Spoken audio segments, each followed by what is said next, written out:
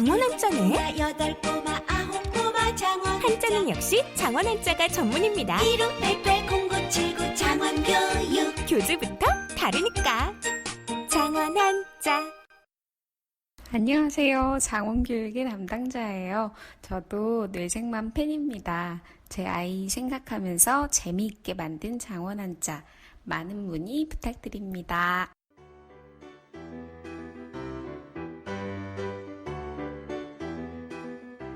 네, 정신과 의사들의 실전 육아 이야기 뇌생맘 클리닉 18번째 방송입니다. 자, 저희들 소개 먼저 드리고 시작할게요. 네, 안녕하세요. 29개월 유리 아빠 정신건강의학과 전문의 허기영입니다. 네, 안녕하세요. 소아정신과 전문의 손인정입니다. 네, 그리고 저는 23개월 은호 아빠 정신건강의학과 전문의 오동훈입니다. 자, 이번 화 역시 우리 김지용 선생님 없이 녹음을 하게 됐는데요.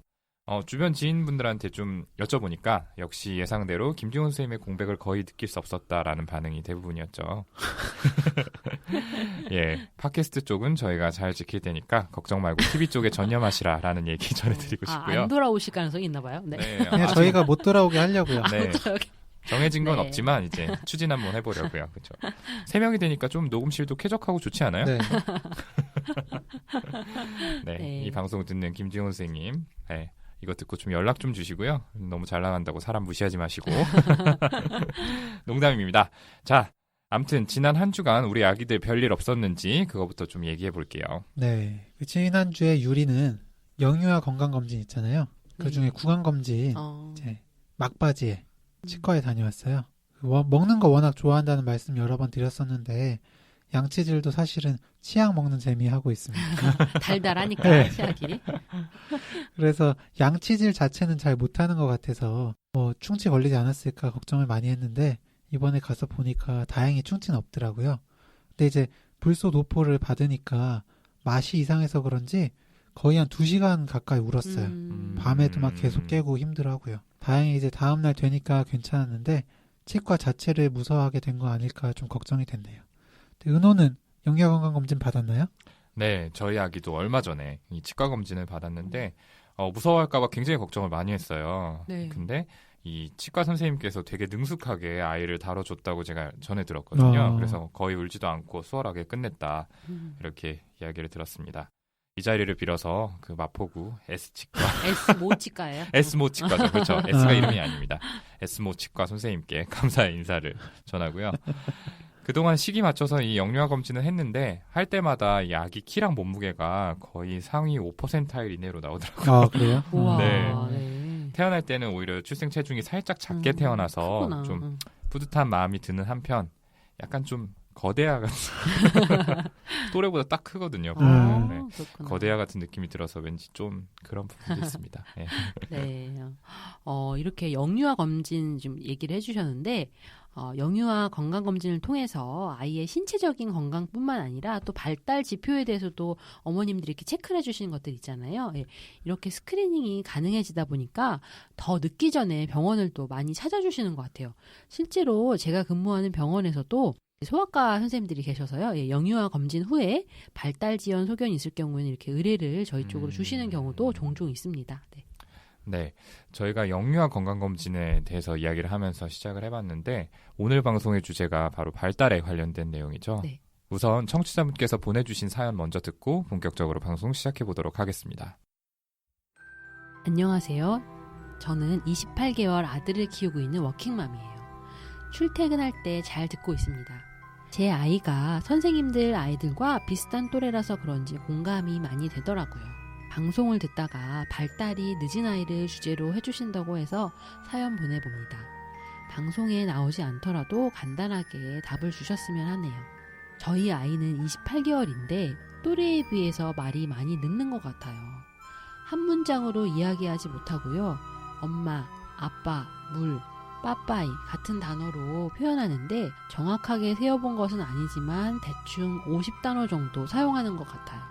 친구 딸이 26개월이어서 저희 아이보다 2개월 더 늦게 태어났는데도 저희 아이와 어느 날 다 같이 만난 적이 있었거든요.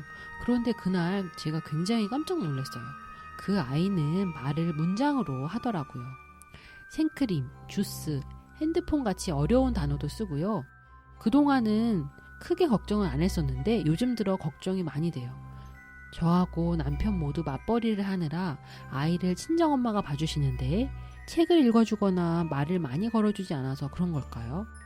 직접 제가 놀아주는 시간이 적어서 그런 것 같아서 죄책감이 들기도 합니다. 요즘에는 아이와 있을 때 책을 열심히 읽어주는데 말이 느는 것이 느껴지지 않아요. 책 읽는 것에 흥미가 없는지 금방 실증을 내고 다른 것 하자고 하기도 하고요.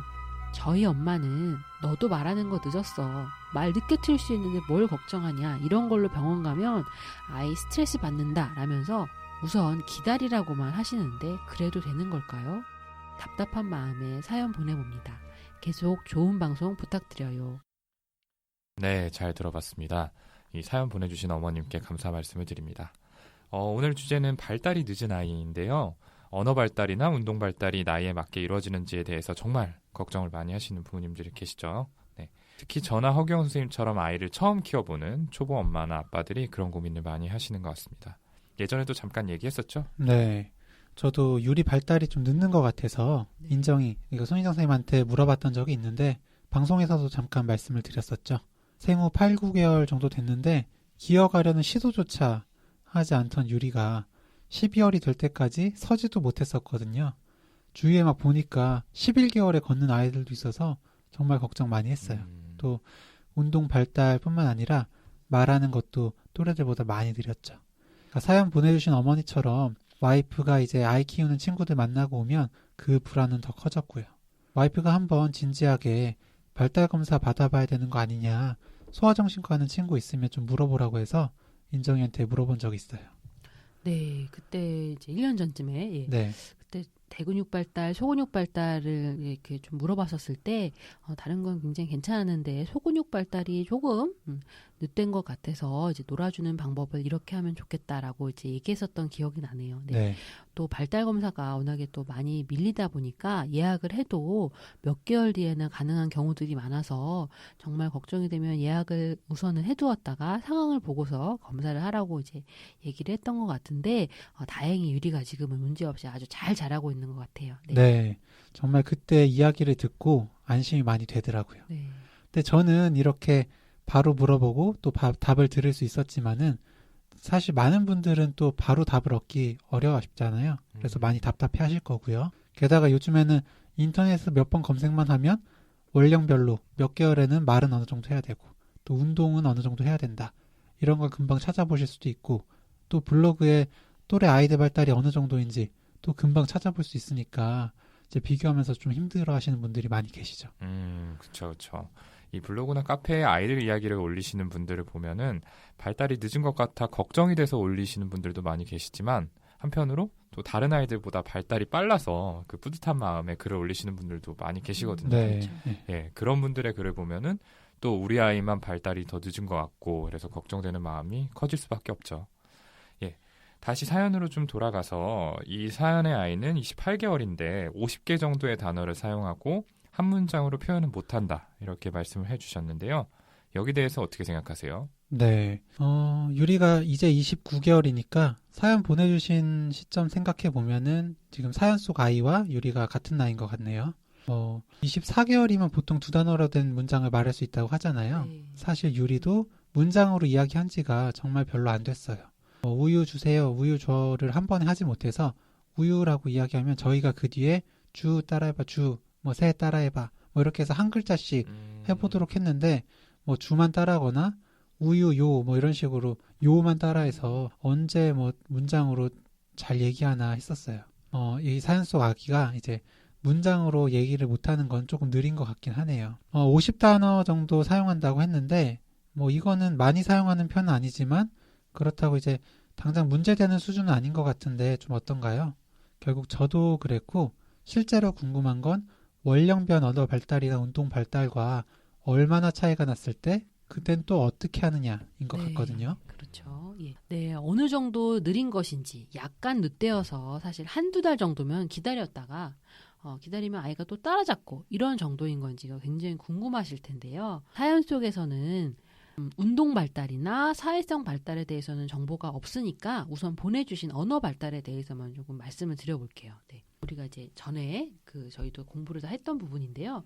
18개월에서 24개월 사이를 어휘 폭발기라고 부르기도 할 정도로 이 어휘 폭발 시기에 막 들어선 18개월 무렵의 아이들은 50단어에서 100개 정도 단어를 말할 수 있게 되고요. 네.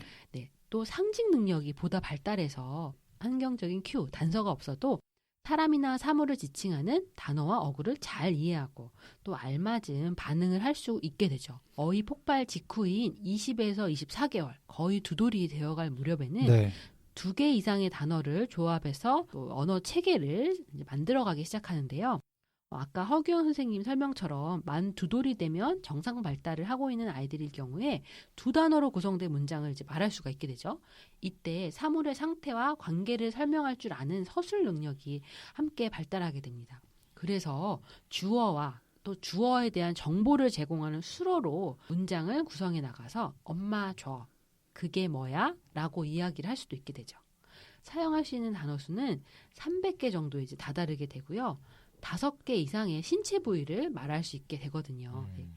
사연 속 아기의 경우 50단어 정도를 이야기할 수 있는 상태라면은 대략적으로 봤을 때 18개월에서 19개월 정도의 언어 발달을 보인다라고 생각해 볼 수 있고요. 또 이렇게 되면은 또래보다 9개월에서 한 10개월 정도 언어 지연이 있다라고 생각하시면 더 쉽게 좀 와닿으실 수 있을 것 같습니다.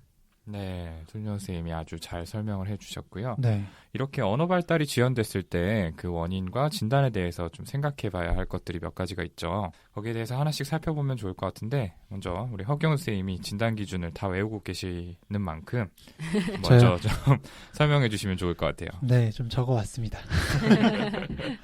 사실 이제 이 언어 발달 지연됐을 때 어떻게 해야 되냐, 뭘 감별해야 되냐 하는 것이 저희 정신과 전문의 시험 볼 때 족보, 그러니까 자주 시험에 나오는 부분이었잖아요. 그렇죠. 그래서 그때는 좀 열심히 외웠던 기억이 나는데 요즘 다시 하려니까 좀 가물가물하더라고요.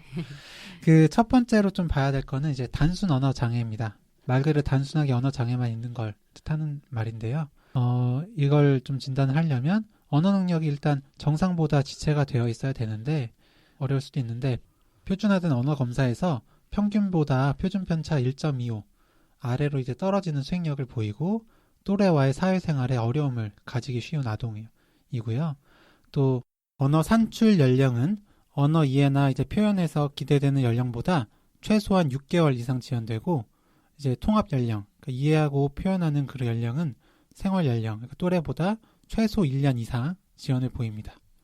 이런 수용 언어 검사에서 낮은 점수를 보이긴 하지만 수용 언어뿐만 아니라 저희가 표현하는 언어에서도 문제를 보이는데요. 이거는 처음에는 이해하는 데 1차적으로 어려움이 있는 아이들이 결국 이해하는 데 어려움이 있다 보니까 표현하는 데까지도 어려움을 겪게 된다는 걸 의미하죠. 또 이외의 진단 기준들이 있는데 다른 진단 기준들은 다른 문제가 아니라 언어에만 문제가 있다는 것을 의미하는 겁니다. 좀 설명을 드리면 IQ, 그러니까 지능 지수가 최소 85 이상이어야 된다. 그리고 청력의 이상이 없어야 된다. 또 뭐 간질이나 뇌성마비와 같은 뇌손상, 그리고 신경학적 이상을 보이지 않아야 된다. 그리고 또 말 산출과 관련된 구강 구조나 기능의 이상이 없어야 된다. 그리고 사회적 상호 능력에 심각한 이상이나 장애가 없어야 된다. 이런 배제 진단 기준이 있습니다. 일단 단순 언어 장애를 가진 아이들은 이제 2세 가까이 되어서야 첫 단어를 이야기하는데 평균적으로 돌무렵에는 첫 단어를 다들 이야기하잖아요. 이런 걸 생각했을 때 1년 정도는 지연이 된다고 볼 수 있겠죠. 또 문장으로 이야기하는 것도 36개월은 되어야 가능하고요. 위의 진단 기준에 말씀드렸던 것처럼 다른 인지적인 능력이나 운동 발달에 큰 문제는 없지만 세부적으로 문제 해결 능력이나 추론 능력이 떨어져서 나중에 이제 학습이나 사회생활에도 문제가 생길 수 있습니다. 이외에 또 다른 가능성에 대해서는 전문가이신 손희정 선생님께 설명을 부탁드리도록 하겠습니다. 네, 또 이제 두 번째로 이제 이렇게 언어 지연이 있을 때 의심해 봐야 되는 것으로 자폐 장애, 자폐 스펙트럼 장애가 있습니다. 이 자폐 스펙트럼 장애라는 용어로 이제 진단 기준이 바뀌게 되었는데요. 진단 기준 말씀드리면 첫 번째 기준은 아래 1, 2, 3에서 총 6개 또는 그 이상의 항목, 적어도 1번 항목에서 2가지 항목, 2와 3에서 각각 1개 이상의 항목이 충족되어야 된다라는 기준이 있고요. 그 기준을 한번 말씀드려 볼게요. 네. 기준 1은 다음 중 최소한 2개 이상의 사회적 상호작용의 질적 결함을 보인다라는 부분이고요. 사회적인 상호작용을 위한 눈맞춤, 얼굴 표정, 자세, 몸짓 등과 같은 다양한 비구어적 행동의 사용에 있어서 명백한 손상을 보이는 경우, 그리고 발달 수준의 적절한 또래 관계를 발달시키지 못함, 즐거움, 관심 또는 성취를 다른 사람들과 자발적으로 나누려고 하지 않는다. 예, 이런 부분이 있고요. 그리고 거기에 더불어서 사회적 또는 정서적인 상호작용이 결여됨. 네, 이런 항목들 중에서 적어도 2개 이상의 어떤 질적인 결함을 보이는 것이 있어야 되겠고요. 그리고 두 번째로 이제 다음 항목들 중에서 최소한 1개 이상이 해당이 되어야 되는데요. 의사소통의 질적인 결함 측면에서 첫 번째로 말의 발달이 지체되거나 전혀 나타나지 않는 경우, 두 번째로 적절한 말을 할 수 있는 경우에도 다른 사람과의 대화를 시작하고 유지하는 능력에 있어서 명백한 결함을 보이는 경우, 세 번째로 언어나 특이한 언어를 상동적이고 반복적인 형태로 사용하는 경우, 네 번째로 발달 수준의 적절한 다양하고 자발적인 가상놀이나 사회적인 모방놀이가 결여되는 경우입니다. 네, 그리고 마지막 세 번째 진단 기준에서는요, 이렇게 4가지 중에 1가지 이상의 어떤 반복된 형태의 행동이 나와야 되는데, 첫 번째로 강도나 내용에 있어서 비정상적인 1가지 이상의 상동적이고 제한된 관심 영역에 지나치게 몰두하는 것. 두 번째로 특정 비기능적인 일과나 의례적인 행동에 굉장히 융통성이 없이 집착하는 것. 세 번째로 상동적이고 반복적인 운동성 습관을 보이는 것. 상동행동이라고 하는데요. 어떤 아이들은 뭐 배를 튕기는 것도 있고 손을 이렇게 꼼지락꼼지락 하는 손에 대한 상동 행동이 오는 경우도 있고, 예, 그렇습니다. 네 번째로 사물의 특정 부분에 대해서 지속적인 집착을 보이는 경우, 네, 해당이 되겠고요. 그리고 이런 것들이 있는 동시에 이제 여러 영역에서 어떤 기능적인 저하가 3세 이전, 여기서 많은 나이를 말하고요. 만 3세 이전에 나타나야 합니다. 결국은 사회적인 상호작용, 사회적인 의사소통에서 사용되는 언어, 그리고 상징놀이나 상상놀이의 기능 저하가 보이는 걸 의미하겠죠. 네. 이렇게 상대방의 의도를 파악하지 못하고 자신의 행동에 대한 타인의 반응을 예측하지 못하다 보니까 또 자신이 몰두한 주제에 대해서만 이야기하거나 관심 있는 행동만 반복을 하게 되고요. 다른 사람과 함께 관심을 나누고 공유하는 이런 공동 관심이 굉장히 부족하고, 그렇기 때문에 다른 사람의 관심을 유도하려고 신호를 보내고 다른 사람을 관찰하고 하는 행동들이 굉장히 부족하게 됩니다. 이런 의도 공유하기에 어려운 뿐만이 아니라 말을 할 때 음의 높낮이가 굉장히 단조롭고 약간은 하이피치드로 얘기하는 것들도 특징이 되겠죠. 네. 이제 앞서 말씀드린 이런 진단 기준들이 있는데요. 사실 그냥 이것만 들으셔서는 집에서 부모님들께서 진단하시는 건 굉장히 어려우시죠. 네. 그렇기 그렇죠. 때문에 언어 지원도 있으면서 또 이제 사회성 발달도 느릴 경우, 그럴 경우에는 저희가 자폐 스펙트럼이 혹시는 성향이 연하게라도 있는 것은 아닌가를 의심해 볼 수 있기 때문에, 네, 그런 경우에 병원에 빨리 내원을 하셔서 정확한 이제 발달 평가를 통해서 진단을 받으시고 치료적인 개입을 받으셔서 아이의 부족한 부분을 빨리 채워주시는 것, 그 부분이 필요하겠죠. 네. 네. 그리고 지적장애의 가능성도 좀 고려해야 될 것 같은데요. 이 지적장애란 거는 정신건강의학과 진단 기준인 DSM-5에서부터 쓰이게 된 말인데, 정신지체라고 부르던 진단이 이 지적장애라는 이름으로 바뀌게 되었습니다. 그 지능지수 자체보다는 적응행동에 얼마나 문제가 심한지를 진단에 중요하게 생각하게 됐는데요. 정신지체의 기준이었던 지능지수 70 이하일 경우에는 실제로 적응행동에도 문제가 생길 가능성이 높죠. 네. 이 지적장애 아이들도 단순 언어장애 아이들처럼 첫 낱말의 습득 시기가 늦은데, 추가적으로 비언어적으로 어떤 것을 요구하거나 주의를 끄는 행동도 늦고 부족한 경우가 많습니다. 지능지수가 매우 낮지 않은 경우에는 초등학교 저학년이나 또 고학년 정도까지의 학습은 가능한데, 이때까지는 일반 아이들과 언어 발달에 큰 차이가 없다가 초등학교 고학년 이후, 그 나이가 되는 10세 이후 정도의 질적인 차이를 보이게 되는 경우도 있습니다. 말하는 것이 또래들에 비해서 조금 늦지만 큰 차이는 없는 것 같은데, 다른 운동 발달도 늦고 자신보다 어린 아이들하고만 놀려고 한다던가, 또 비언어적 의사소통에 문제가 있는 것 같다라고 느껴진다면 이 지적장애를 의심해 볼 수 있겠죠. 네. 또 청각장애가 있을 때도 언어 발달에 지연이 나타날 수 있습니다. 당연히 청각장애의 정도가 심할수록 언어 발달에도 문제가 생길 가능성이 높고요. 어려운 발음을 잘 못한다든지 말의 높낮이나 말의 이제 길이, 장단을 표현하는데 좀 어려움이 있습니다. 큰 소리에 반응을 안 하거나 이름을 불러도 반응하지 않을 때 좀 의심을 해볼 수 있겠는데 보통 이제 선천적인 경우라면 신생아 때 청각검사 보통 다들 하잖아요. 네. 이런 경우에 밝혀지게 되죠. 또 이외에도 가정 내 학대가 있는 경우, 또 이제 말소리를 만들어내는 신체 구조나 근육에 문제가 있는 경우 등에서도 언어 발달이 늦어질 수 있습니다. 네, 이렇게 언어 발달이 늦어지는 경우에 이제 평가를 어떻게 하시는가 하는 문제를 굉장히 궁금해하실 텐데요. 첫 번째 단계로는 이제 현재 상태에 대한 것들, 이제 병력에 대한 기록, 그리고 아이가 어떻게 커하는지에 대한 그런 부분들에 대한 이제 과거력이 굉장히 중요하고요. 그리고 부모님을 통해서 이제 듣고 부모님들이 작성해 주시는 질문지, 설문지라고도 하는데, 그리고 아이와 직접 하는 언어의 전문가, 언어 치료사 선생님들이 하는 언어 평가가 있거든요. 그런 직접 하는 검사를 통해서 결과를 도출해내고요. 그리고 이 결과를 바탕으로 진단을 하고, 특히 이 언어가 그냥 언어가 늦다, 단순히 그런 것이 아니라 아까 저희가 설명드렸던 것처럼 이해하는 언어, 수용 언어는 몇 개월 정도 수준이고 표현하는 언어는 몇 개월이고, 또 발음, 저희가 조음이라고도 하는데 발음의 명료도는 어느 정도인지, 몇 개월 수준인지를 통합적으로 판단을 해서 이제 올바른 치료 계획을 수립을 하게 됩니다. 진단 방법으로는 표준화된 검사 도구를 이용하는 것들이 대부분이고요. 그리고 놀이평가라든지 이런 비공식 검사를 통해서도 아이가 놀이 상황에서는 또 어떻게 이야기를 하는지를 관찰하고 저희가 분석을 하게 됩니다. 이런 검사 결과를 바탕으로 병원에서는 주치인 소아정신과 의사와 또 언어치료사 선생님과 회의를 통해서 어떤 방향으로 또 이제 어떤 간격으로 어느 정도의 양으로 치료를 하게 될지 이것들을 결정을 해서 치료를 해나가게 되죠. 네. 네, 좋습니다. 이렇게 좀 진단에 대한 설명을 상세하게 저희가 드려봤는데요. 그러면 이 사연자분께는 어떤 조언을 좀 드려볼 수 있을까요? 보내주신 사연으로는 이제 정확히 판단하기 좀 어렵지만 양육을 많이 도와주시는 친정 어머니와 함께 아이의 부모님도 언어 발달에 자극을 계속해서 주시는 게 좋을 것 같고요. 그러니까 계속 질문도 하고 말도 시켜보시고 일상생활 중에 일어나는 일들을 그냥 그대로 계속 말씀해 주시는 것도 좋을 것 같아요. 또 아이가 어떤 말이라도 이렇게 했을 때는 다시 한번 반복해서 이야기해 주시기도 하고요. 그렇게 가정에서는 언어 발달을 촉진해 주신 한편 또 언어 지연에 대해서 병원에서 또 면밀한 평가를 받아보시길 권유드립니다. 물론 큰 문제가 없을 수도 있지만 한번 평가를 권유해 주시는 말씀이고요.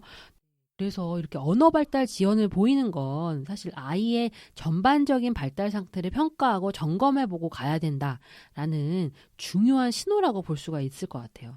그래서 이제 의사의 평가를 받은 다음에 필요한 치료적인 개입이 들어가는 시기가 사실 이른 나이면 이른 나이일수록 지연된 발달을 따라잡는 데 효과적인 건 당연하거든요. 네. 그래서 이제 발달의 속도가 느린 아이들이 시간이 지나면 지날수록 또래와 발달의 격차가 커지는 건 당연한 거일 테고요. 또 이렇게 되면 손해가 굉장히 많아지니까요. 단순히 언어 발달만 지연되는 경우도 있을 수 있고요. 그런데 언어 발달 지연으로 내원하셨더라도 저희가 발달 평가를 하고 보니까 운동 발달이나 인지 발달, 사회성 발달도 조금씩 더디다거나 미리 이제 인지하지 못하신 그런 발달 지연이 있는 경우도 굉장히 많거든요. 근데 그럴 때에는 언어 치료와 더불어서 작업 치료, 감각 통합 치료, 인지 치료, 사회성 치료, 거기에 이제 정서적 발달을 촉진시키는 치료적 개입들이 함께 이루어져야 균형 있는 발달을 해나갈 수가 있으니까 아이의 인생에 굉장히 중요하다 이렇게 말씀드리고 싶고요. 아주 약간 더딘 것 같을 때는 사실 지켜보실 수도 있고 집에서 이렇게 촉진시켜 주시는 방법으로 조금 더 시간을 보내실 수도 있는데 그래도 확실히 또래보다 느린 것 같다 싶으실 때는 최대한 사실 빨리 오셔서 개입을 받으시는 부분이 굉장히 중요할 것 같습니다. 중요한 말씀이시네요. 네. 이 36개월이 될 때까지 언어 자극을 주면 줄수록 아이는 더 빨리 많은 단어를 말하고 또 다양한 어휘를 습득한다고 알려져 있는데요. 언어 발달이 늦는 것에 대해서 부모님이 죄책감을 가지실 필요는 없어요. 하지만 적절한 자극을 주시도록 권유를 드리고 싶고요. 자극을 주는 과정에는 아이의 말을 끝까지 다 듣고 반응을 해주시는 게 좋을 것 같습니다. 문장으로 충분히 이야기하지 않더라도 아이의 노력에 좀 긍정적으로 반응을 하고 칭찬해 주시는 게 중요하고요. 물론 지금 사연 속 아이를 직접 보고 어떤 진단을 한 것이 아니기 때문에 좀 추정이지만 지금 사연 속 아기의 경우에는 대략적으로 9에서 10개월 정도 지금 발달이 늦은 상태인 것 같거든요. 가능하다면 병원에 좀 내원하셔서 평가랑 진단을 받고 또 언어 치료를 받아보시는 게 좋을 것 같다는 생각이 듭니다. 네. 네, 좋습니다. 이렇게 사연에 대한 이야기 마무리 짓도록 하겠습니다. 오늘도 많은 부모님들께서 공감하실 수 있는 좋은 사연 보내주신 사연자분께 감사의 말씀을 전합니다. 오늘 방송 마치기 전에 마지막으로 기존에 공지된 주제들 한 번 더 말씀드릴게요. 19화 주제는 겁이 많고 쉽게 무서워하는 아이. 그리고 20화 주제는 우리 아이가 따돌림을 당하는 것 같아요. 어떻게 하죠? 이렇게 정해보았었죠. 네. 예, 주제에 관심 있는 많은 부모님들의 사연 기다려보도록 하겠습니다. 네. 그러면 뇌생맘 클리닉 18번째 방송 여기서 마치고요. 저희는 다음 시간에 더 유익하고 의미 있는 주제와 함께 다시 찾아뵙도록 하겠습니다. 감사합니다. 감사합니다. 감사합니다.